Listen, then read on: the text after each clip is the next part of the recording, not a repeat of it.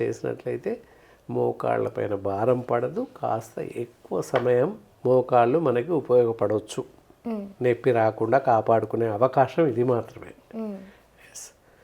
తర్వాత పౌష్టికరమైన ఆహారం. ఇక్కడ ఎక్కువ కాల్షియం విలువలు కలిగే, ఎక్కువ ఖనిజ లవణాలు ఉన్నటువంటి, పోషక విలువలు ఉన్నటువంటి ఆహారాన్ని తీసుకోవాలి. ఏం చేస్తుంది, నొప్పి అనగానే లేకపోతే నొప్పి వస్తుందని వంకాయలు, ఆలుగడ్డలు మానేస్తాం. మానేయకూడదు. వంకాయలు తీసుకోవడం వల్ల కండరాలలో పటుత్వం పెరుగుతుంది, మృదుత్వం పెరుగుతుంది, పీచు పదార్థం పెరుగుతుంది వంకాయలు తినడం వల్ల.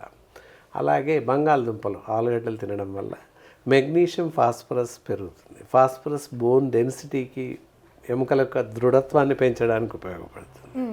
ఆ రెండు మానేస్తారు బ్లైండ్గా, నొప్పి ఎక్కువ అవుతుందేమో అని అనుకో. అలా కాదు, అన్నీ తినాలి, ఇంక్లూడింగ్ విత్ తప్పకుండా బంగాళదుంపలు తినాలి, వంకాయలు తినాలి. ఈ రెండు ఎందుకు చెప్తున్నాం అంటే ఆ రెండు మానేస్తారు కనుక చెప్తున్నాం. నొప్పి వస్తుందేమో అని కొంతమంది మానేస్తారు, పులుపు కూడా మానేస్తారు, మానేయకూడదు. ఈ రెండు మట్టుకు తప్పకుండా వెంటనే మానేస్తారు.